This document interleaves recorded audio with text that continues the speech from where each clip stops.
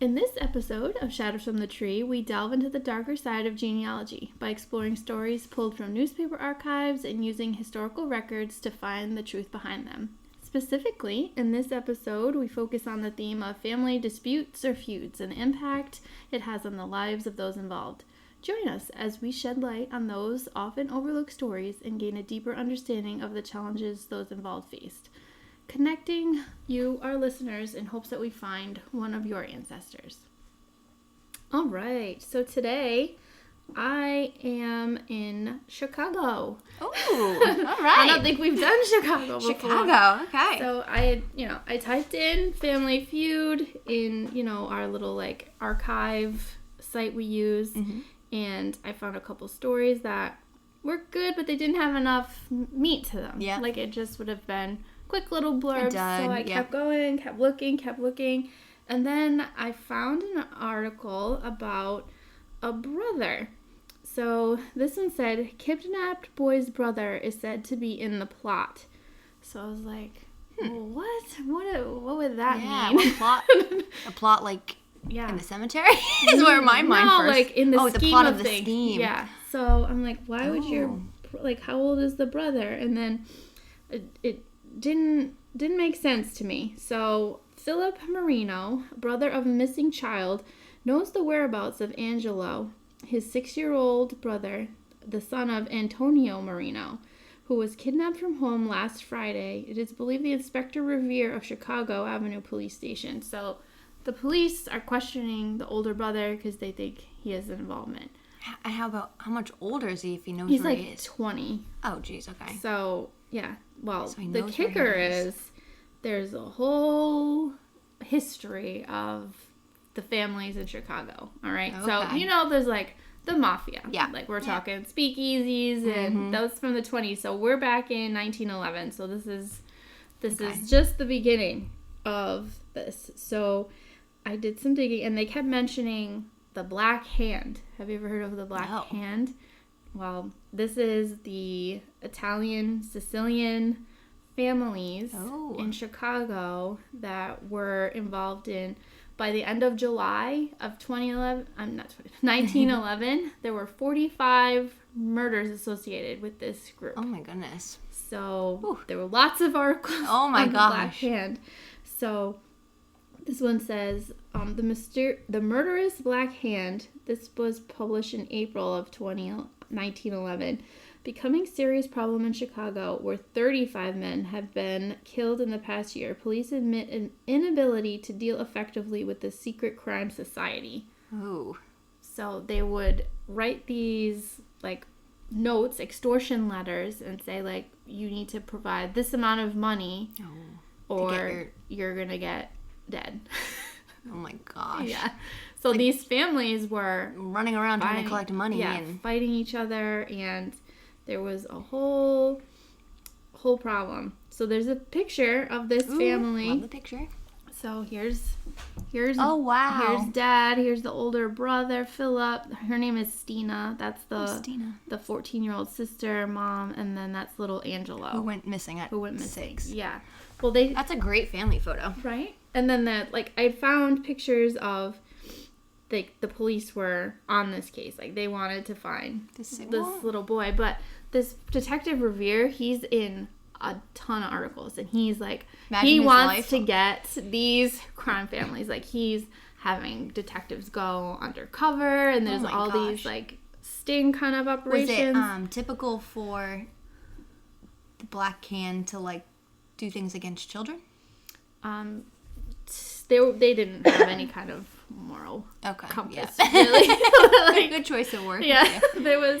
They questioned the father, and they thought he had something to do with it. Mm-hmm. So they were he kept changing his story. Oh. It all goes back to 1909.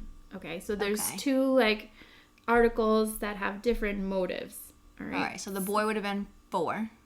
Right, but the boy is not really involved, so it's just the adults in the situation. So his dad, Antonio, and there's a Joseph Nicolosi, who's a saloon owner. Ooh, okay. So they're all, and this Nicolosi family has different saloons. So there's Joseph, there's Paulina, and there's Carlo Mello. Oh, that's a fun, right? Fun name.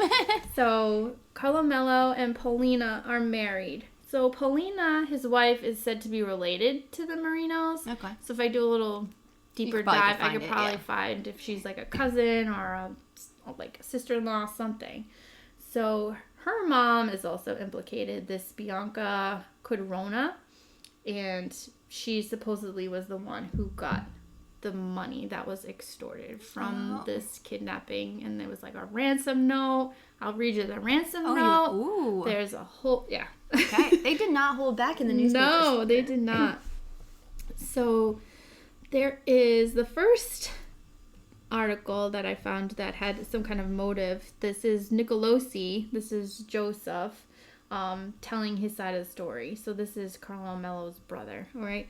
So the story given to the inspector for the investigator revolves around a boyhood friendship of the Nicolosi brothers and Antonio Mareno, the father of the boy, and subsequent bitter quarrel over a love affair in Italy. Then, when the families came to America, it was thought they had become reconciled. The Italians told of a near duel between Joseph Nicolosi and Antonio Mareno, during which the former was said to have taken a revolver from the latter 3 years ago. It also touches on the murder of Mariano Zagoni, father-in-law of Joseph, in front of the Nicolosi saloon at 1000 Gaunt Court in May 10th, 1909, which today remains an unsolved mystery. Wow. Secret enemies of Joseph tried to fasten that crime to him, and it was said to detain until the coroner's inquest. So they're saying, did Antonio have something to do with this? Yeah. Then other articles said that they were godfathers to each other's children. So it seems like whether it was, I feel like that's a big important role. Yeah, you wouldn't be relationship. doing anything to your godchildren or their families. Yeah. So they're like, Antonio's lost his mind. It wasn't us. I don't know. Although today, to this day, family feuds can disrupt things like that, even if you were godparents, probably. And it seems like the saloons were, people getting intoxicated, old rivalries get, words get mumbled. Oh, Who knows? And they all carrying guns and just, ready to kill each other in the street. So that's the first motive. The second one I found was this. So, all right, the Black Hand was that infamous crime group. Mm-hmm. And there was a known member. So Mareno thinks that it has to do with the killing of Modesto Barona. So these names, you're doing a great job pronouncing them. Thanks. So the letter that he got asks for a lot of money. Okay. They asked him for $10,000 at first. Wow. Okay. And he's telling the police, I make $1.50 a day. There's no I am not a wealthy man. Yeah. I don't know what they're pulling here.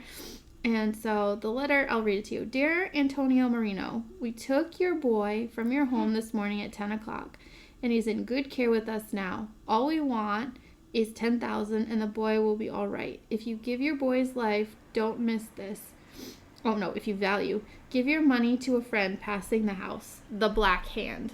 So it's they signed the Black Hand. They have an image of a black hand that they put on the letters too. Wow. It's a symbol from Italy that they use. Do you think that, because they say the boy or your boy, how do they say it? If you value your boy's life, don't think that, because Anthony's the brother, or Antonio's the brother? Antonio's the dad. Oh, is the dad. Okay. Philip is the brother. Yeah. Okay. Oh my gosh, can you imagine getting that? No, and knowing you can't pay for it? Part of the article was the dad was missing for an hour. The mother got the letter.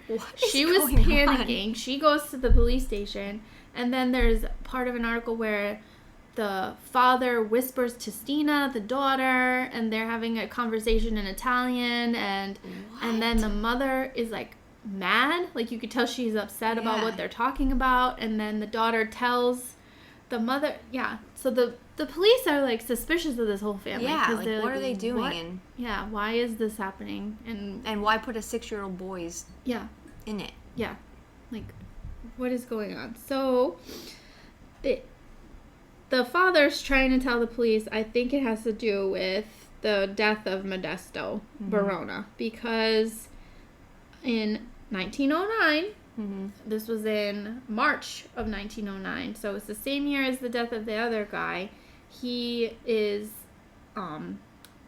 kills this Barona. Like, they were in a fight at the saloon. Oh boy. They go outside and they do like a face-off, and so he doesn't get convicted, though, because it's considered self-defense, because they both had their guns out. They were both fighting, and, like, so they just... And I'm sure the police know what can go down if they start messing with all of this. And this Modesto guy was, like, a top member of this Black Hand Mafia-esque type group. Maybe the dad was going to his, like, leader people if he was involved with, like, a group.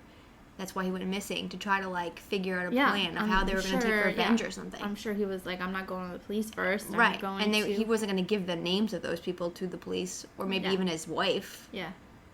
But why the daughter? Why was he whispering to the daughter? It's weird. Yeah. I don't know. It's a very, very interesting take. So they are waiting. So the father scrapes up $500. Yeah. So then this Bianca comes and collects the money, so they know she's involved somehow. So then they're like, well, get the rest of the family. So they provided with all these names, like I mentioned, Carmelio, Nicolosi, he has a saloon, Joseph, his brother, his wife, and his mother-in-law. So took the money, and the police kind of didn't know that they were going to get arrested. It was kind of like a sting operation thing. So all 4 of them got arrested. Joseph got out because a real estate guy put in $10,000 to get him out, post his bail. The other 3 were still in prison, and that's and getting convicted. And there's all these pictures. Look at sad little Angelo. He looks so tired. Oh my gosh. Yep. They said they were going to dress him in all white and release him at such and such a time during the evening. So, you're saying the person who took that photo was the people who... No, this is the, like, newspaper took this photo. Okay. But they released him, and, like, he was wandering the street, and the police officers actually found him. Wow. And they're like, what's your name? And he's like, Angelo. Aww. And then they're like, all right, well, what's your last name? Yeah, he's only, like, 5 or 6 years old. He's just, like, and just think about, like, family history, right? Like, I wonder if how that story got passed down through generations. Right. Yeah. So this is a good one. So they got him back. He's like, they marked the money that they gave them but the money was never found again. And the $500. Yep, $500. So they were okay with the $500, even though they were I think they scraped it up by by all the people, other gang related oh my goodness families. So they were charged with the crime, and then there was another note. Okay, so then there was like I'm sorry, it's even written in Italian. Look at, they write in Italian. Gosh. Oh, look at and they look left-handed too, because it's like slanted. Right, because it's going up. Yeah, it's slanted that way. So I'll read you the apology ransom note. Dear friend, we wish to inform you that we are sorry. We made a mistake. We were informed that you had $10,000 in the bank. We have come to the conclusion that you are a laborer and not to do with much money. That you as a laborer and could not have so much. We ask you to excuse us at this time. So polite. Your boy will be delivered on Friday. He will be dressed in white and in front of one of the depots in Chicago. Yours with regard.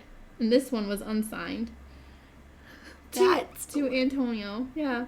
That's crazy. Sorry, we misidentified you to be someone who's rich. Oh. We took your boy, and please forgive me, my friend. So weird, right? Like, were they writing this in, like, because they were taken? Yeah. And, like, they were just like, we're giving the boy back now at this point? So many questions. I wonder if that was typical. I'm assuming not. No, like, they were... that would have been the one articles kept referring to this after. They were like, oh, this... we're cracking down on the Black Hand. Ever since this kidnapping, the killings have come to like lessen. So they did. This Nicolosi family was part of something because it slowed down after that. Either that or it was like they knew who the players were, so they were trying to be. To your point with like the left-handedness, I wonder if they had like a handwriting expert examine it and. Well, they said it was in the same handwriting as the original one. Oh, okay. So they knew it was from the same person. Wow. It was really, really weird. That's so crazy. But I'm glad he got home. Yeah. I'm glad he was safe. And Antonio just seems like he could kill people and get away with it. Right? Like, who is he in with? And were the police, like, also... Do they have them... Right. They tied. Yeah, because they knew Barona was bigger than him. Right. They were okay with it. Like, I don't know. And then the brother who got Yeah. Then there's the brother who got why was Philip... Yeah. Involved. Did they know that he was part of like petty crimes? Right. And they thought that this was a way to get money from his dad. Did you search specifically his name? The brother's name? Yeah, I couldn't find anything after that. It was just basically a lot of Antonio's like story and the like, you know, he said, she said. Yeah. It was, yep. Huh. Yep. And then there were threats against the police, of course, but they were like, we're not afraid of you guys. We're on your tail and you better watch it. And yeah. Oh my gosh. I would never survive back then. I know, but like the 1911 like precursor to like the mafia, like the gangs. And there was even, I did a little bit of digging about the Black Hand, and it was prevalent in New York and you know the bigger cities too. We could do a whole series on this murderous Black Hand. That's crazy. Yeah, I love the pictures and like the actual image of the ransom note and like I mean the like apology. Yeah, I thought it was a good one. That's awesome. Finally had some juiciness. Awesome. And it wasn't like a terrible ending either. You know. Right, because he came because he got released and they went on their way and maybe thought about their actions going forward. They were home. Awesome. Like apologize. I know. That was hysterical. We're so sorry. It was so proper, like so kind. Excuse us for stealing your child. Well, when they were interviewing the father, like he kept changing his story, so they sent him to a priest because you know the Italians and the Catholicness. So they sent him to the priest to see if the priest could guilt him into telling what was happening. And he must have been really trying to save the boy, but having to make his connections and not wanting people to know about it, which I guess you can't really blame him as when you're trying to save your kid. Right. Well, that's great. That's a good one. We'll have the pictures up on our social media, so you take a look. Awesome. Alrighty, so Michelle, my story that I found was based off a family dispute around some artwork. Cool. Okay. And the cool thing about my story is the artwork that we're talking about from long, long ago is actually on display currently at the Metropolitan Museum of Art in New York. Really? Mm-hmm. Highly sought after artwork. Yes. So the title of the article that I first found that made me get into the story was Omaha Woman and Boston Niece both lay claim to portraits. So let me tell you a little bit about the portraits first. So the artists of the portraits were Blackburn. That's just how he went. He was a British immigrant who worked in Boston for 9 years before returning to England. Okay. And it was said that they believe that these portraits that he did were like his last that he did while he was over here in the U.S. And the cool thing about these portraits as well was that they believe the original frames that the museums have were carved by Paul Revere. What? Yeah. Whoa. Yeah. And and if you're near New York and want to look at these photos, they're in the Gallery 717. And what was really cool about them was that, let me pull them up so you can just have a visual here, who I'm about to speak about. So that's one, two, and then, so it's a husband and wife, and those are, I guess, a picture from the newspaper, what they looked like. Samuel. Yep. So, the cool part about this was that there's a little bit of like history on the museum's page about them. So it kind of already summed up quickly who they were. And it also kind of gave a listing of who had the portraits and when. Like which possession? Yeah. Trail.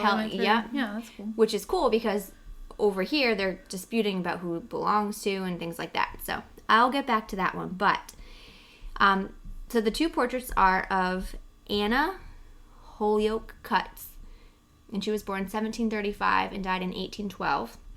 And Samuel Cutts, the husband, born in 1726 and died in 1801. And they're from Portsmouth, New Hampshire. So, New England. Nice. Yeah. He was a sea merchant of the colonial days, and Anna, her father, was Edward Holyoke, who was the 10th president of Harvard College, which was another interesting tidbit. They believe that when these portraits were taken, that they had just recently been married, so not long after they were married. And, so now I'll get into a little bit of detail about how the portraits were written about in the newspaper. So it said, Mr. and Mrs. Samuel Cutts of Portsmouth, New Hampshire. And both of these textured paintings is fine. There is a Reynolds background for the lady, while for Mr. Cutts, the artist chose something decisively clever, though not at all unusual in the portraits of the day. The man is seated against a black wall, but a considerable part of that wall is an open window through which one gets a remote view of the New Hampshire coast.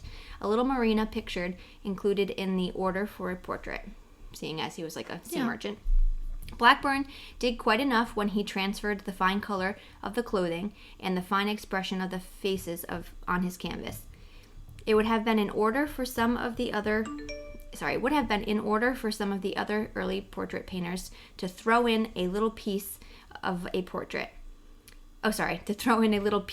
landscape for the portrait. At least the beholder could have taken refuge from the wilderness or the woodedness on the faces. So I also read that even when people were doing portraits, sometimes they would paint in different type of clothing to make it like fresh.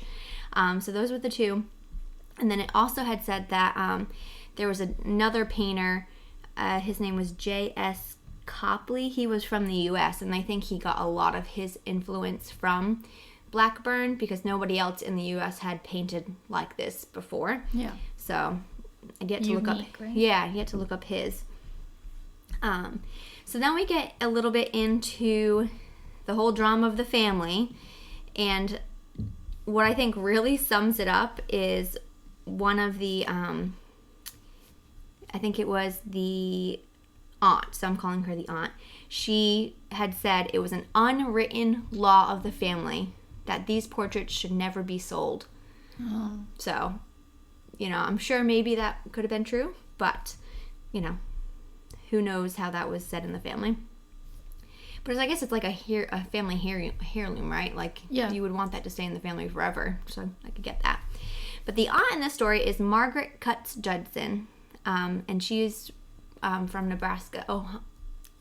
Yes, thank you. Omaha, Nebraska. And she had married a lawyer, Harry Judson, from Omaha, but they divorced in 1917. And she actually saw the exhibit when it came to Omaha of her fourth great-grandparents and claimed that they were hers and that they had been given by her mom, Annie. And then she set out to try to get claim of her portraits. But there was kind of tiff and taff. She was saying, they used to hang on my mother's wall. My mother gave them to me. And then in comes the niece. So the niece is Louise Cutts Powell of Boston.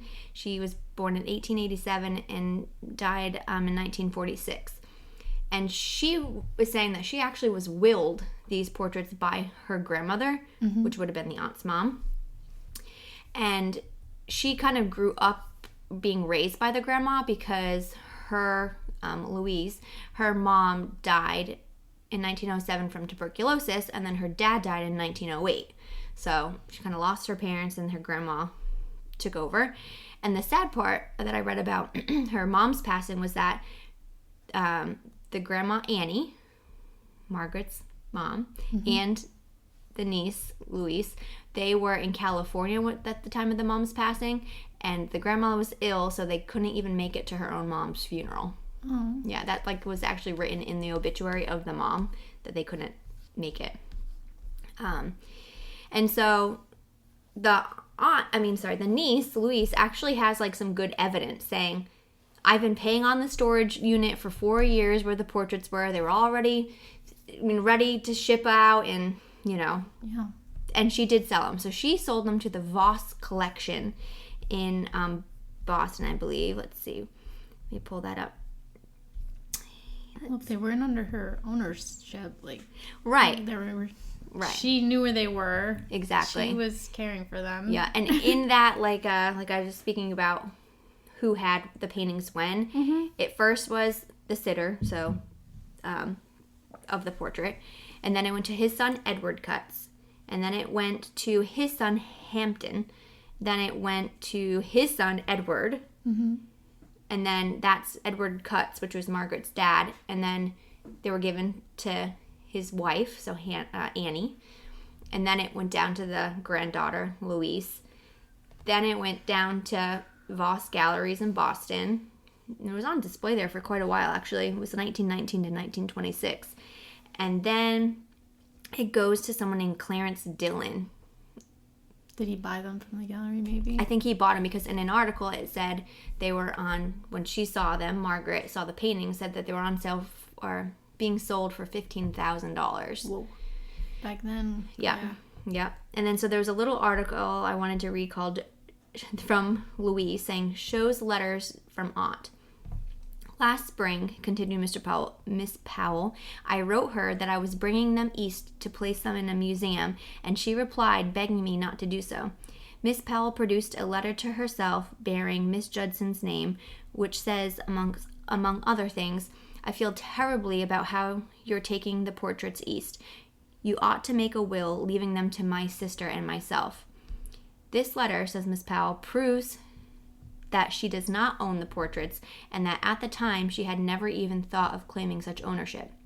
My grandmother's will, a copy of which I have sent for, the records of my storage warehouse at Omaha, and my aunt's own letters are absolute proof of my ownership of the portraits, and in the face of such evidence I cannot see how she can bring suit against me. And if she does, I am certain of the outcome, for right must prevail.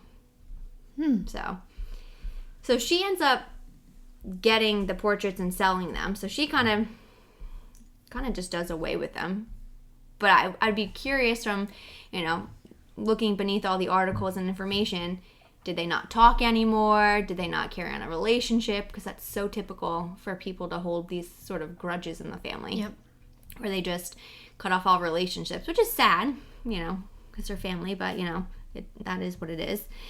But as I started digging into Louise, she's quite an interesting character, this niece here.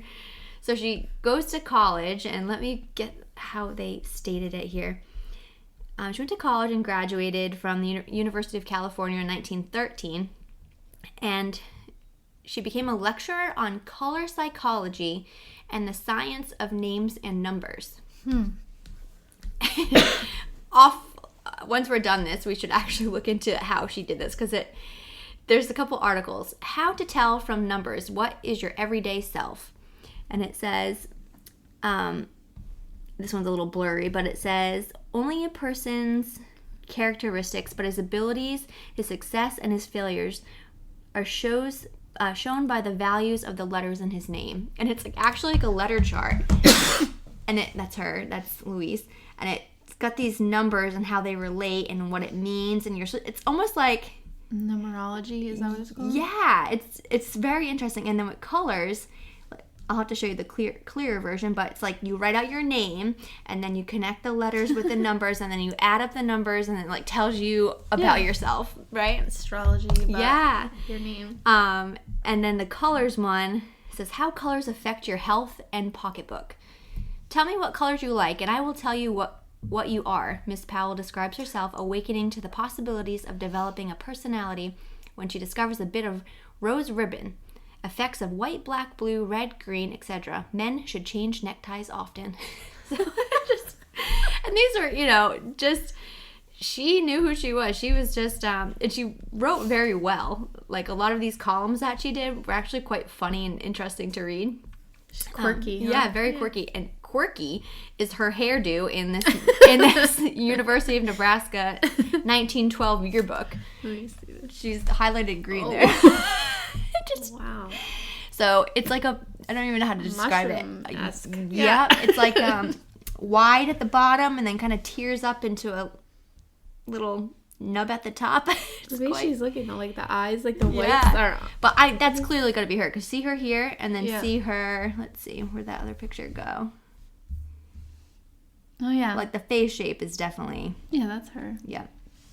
And what was another interesting thing about this lady here was she was of, I'm going to probably mess this up, it was Baha'i faith, which was basically, it says, the Baha'i faith is a religion that emphasizes a spiritual unit of all humankind. It was founded by the Baha'i something in the 19th century in modern-day Iran, and believes in oneness of God. So it kind of like it's the unity, diversity, just bringing everyone together in harmony, which actually kind of sounds nice, but I mean, I've never heard of that ever. No. But so she was kind of known there for all of that. But yeah, so we'll have to... hippie. Very. And she died young, too. I mean, her parents died young. She's 59, so... Yeah. I didn't look to be that she had children, but it did look that potentially Margaret went on to have some kids, the aunt there. But yeah, so it was an interesting history of the portraits, kind of where they've been and, where they are now, and just their ties to... How did they end up at the... So... In New York.